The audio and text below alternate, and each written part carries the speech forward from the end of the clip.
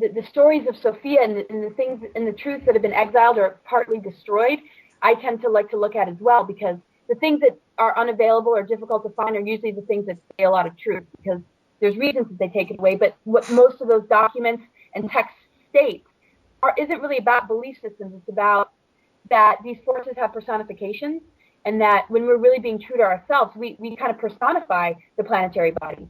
And we are, just as creative and just as powerful in a sense as Christ Sophia. And, when we can understand that these beings are real and just believe in that alone without whether, we believe in the message, we can just understand that basically we're capable of what these great masters were able to do. We don't have to believe so much in anything beyond that, except for seeing that we are capable of what they're capable of. And then we can just take it from there and go within and figure out, well, what does that mean to us and how do we attain it?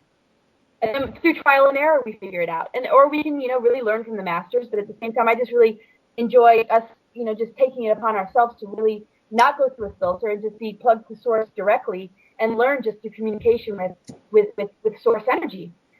And these ET races, particularly the higher ones, are assisting us, but the archonic ones are trying to take us away from it. Like even the masters will make you experience it yourself. Otherwise, you'll never know it.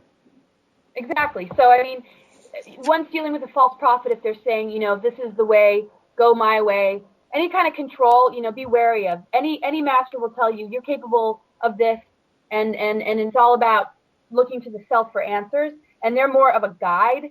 They're not less of a guru, more of a guide. And I'm not busting on gurus at all, because guru, the word alone, is very, really about the self and the individual. But some people do abuse their spiritual leadership, and so it's just important to just say if they're not promoting self-awareness and going through the soul journey and really then I just be careful, because we have it within ourselves. We don't want to be plugging into somebody else in order to find our way. We can be inspired by others, but we need to embody it and pay attention to our own truth, our own intuition. Exactly. Yeah, I can't see how many times is important to keep repeating that message to find your own power, because I remember for me, when I was 17 several years back, we didn't have all these radio shows that we have now and all these different people that are so out. If you didn't know, if you weren't looking for it, you weren't going to find it. Now it's easy to find these radio shows. So my mentality back then was, I need to find a guru, or I need to, I broke away from the Christianity, so I needed to find the next thing that was like it. Right. So that's a good thing about the time we have now, that you can go out, do your own research. You have the internet, which is something that we didn't really have 15 years ago. Right. Yep. Go ahead. Oh, no. I was just saying that, sometimes we need training wheels for a little while. We need something to just connect with. Community is important, and to, but then, basically we just have to also just learn self-sufficiency and our own empowerment, and then return to the community setting and inspire people to awaken to who they are, instead of, why would we want to be sheep to a spiritual leader when we don't want to be a sheep to the government? So, but sometimes we do need that connection to just get the ball rolling and just know that, okay, we feel protected when we're connecting to a spiritual being or a group or even a religion for some people. But that is just a part of the journey. That's not the destination. The destination is really your own soul, your own spirit, your own connection to source. And that still is an adventure, and it's a mystery, and it's not really a destination either. But I think you know what I mean. Yeah. Tom? Let's see. Well, excuse me. You're stuck there, Tom? Yeah, I'm stuck. I don't know where I want to go now. I've got more questions, but I kind of wanted to save them for the second hour. I didn't want to get into the whole military-industrial complex stuff without the time to do it. We've got about 10 minutes left here. So how about let's segue back into the Mars stuff a little bit. What did you learn about what they have on Mars right now? Well, I didn't get to really learn that much because I wasn't supposed to know that much. Basically, it was being communicated to him, but they didn't want me to know too much because maybe they thought I would talk. I wasn't meeting with these groups. I was only meeting with him, and he was the one who was meeting with the group. So all I could do was overhear phone conversations about them terraforming, and I mean, all I could really do is just try and understand through that. And I just figured, okay, well, it sounds like there's a colony there, something going on there. And I didn't have any other stories or whistleblowers in my life at the time. I hadn't done research until later. Well, I did research about these people's names, but yeah, I mean, it connects to Alternative 3, which was a plan that they had to create off-planet colonies in the event that there would be a catastrophe. But it goes a little bit deeper than that because in a sense, New World Order and HARP technologies are creating disasters, and we are kind of destroying the planet ourselves. And then when I discovered that the folks that were behind this recruitment had, were affiliated with these darker technologies and what they're doing to the planet, to me it just sounded more like going off to these colonies to hide while destruction takes place, to thin out the population, and then maybe they would come back and try and control the human race and what was left. So, it's just been a lot to take on, as far as being a whistleblower about this and knowing how to handle how I should approach exposing this in order to keep this from happening. And so I don't say any names publicly about who these folks are, but I'm strategizing behind the scenes to sort of figure out what to do from here. And I know they made some deal with an ET race that they are kind of bound to in a lot of ways.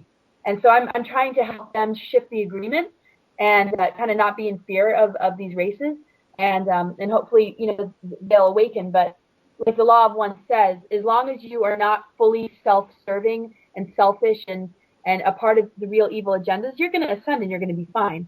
But at the same time, the introduction of different technologies is something that we really need to be aware of, and what's in chemtrails and the nanotechnologies that can fall from these sprayings and get into our bodies to where they can monitor us, and that there's little, when our bodies absorb it, then they're able to kind of track us and keep up with us. And it's, this very dark agenda they're working on all the time.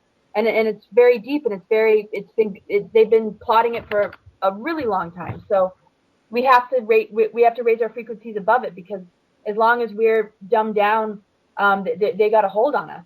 And we got to pull something like Egypt, but not quite in the same way. We're dealing with a different country with a different,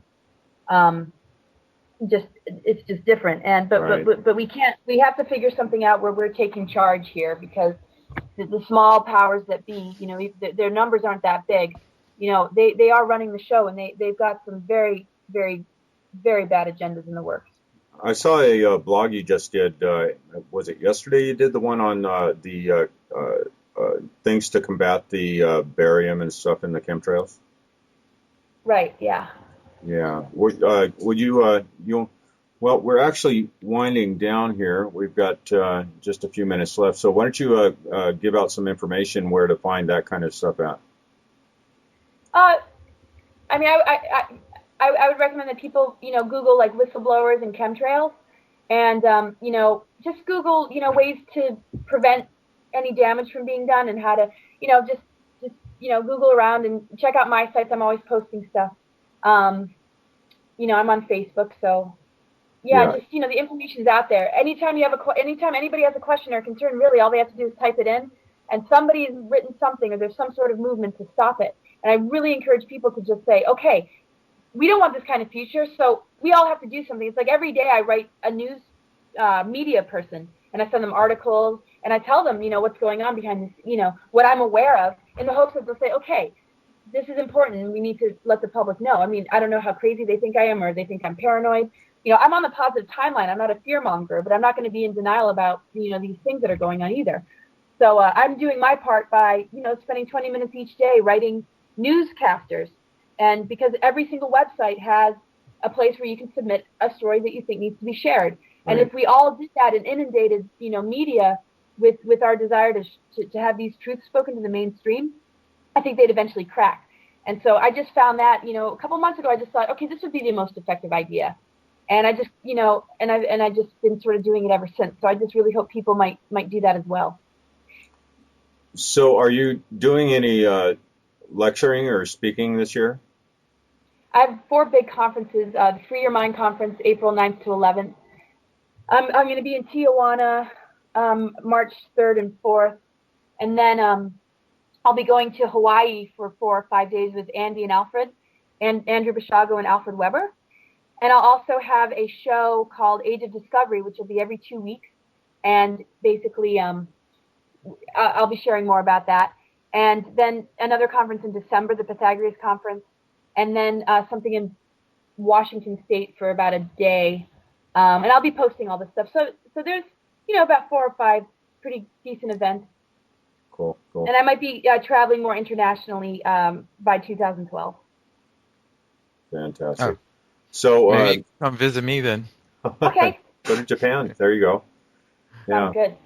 So Laura's website is cosmicgaia2012.com. So I suggest everybody go and visit there. She has some links there to her Facebook and stuff like that, and she's got a lot of really good information there. So check her out. Another question for you: Have you got any plans for a book or anything like that in the future? Yeah, I've been writing a book, and I started a while ago, and then somehow my hard drive went down. I mean, everything, a lot of it vanished. I don't know how or why. Maybe it was, I don't know, somebody tampered with it. But yeah, I'm working on a book. Mostly I'm going to be doing videos, and I have 2 online university. I'll be a teacher at 2 online universities. One Exo University and the other one Awaken to Your Truth. So I'm mostly going to be getting information out through doing courses, semester courses, and then workshops. And then, radio shows and just videos that I'll be putting out. I really did want to write a book, and I did have one going, and it's in the works, but I might just, take this route instead, because it just takes a lot to put this all down and find the time to do it with my kids and just all the work that I'm doing already. But so that's pretty much that. Yeah. And you also do the psychic readings? Yes, I do. And yeah. So they can contact you through your website, correct? Yeah. Under reading. Okay. Okay, well, we're going to wrap it up for the first hour. We're going to continue on in our archives. If you guys want to pop over to conscious-tv.com and click on the latest show link right on the first page, and it'll take you to the page with Laura and us continuing this. We're going to talk about, get into the military-industrial complex a little bit and see what else comes up. And also talk about how to starve the beast. Yes, absolutely. Yeah. Okay, well, condemnation without investigation is the height of ignorance, and we will talk to you guys in the archives and next week. See you soon. Good night.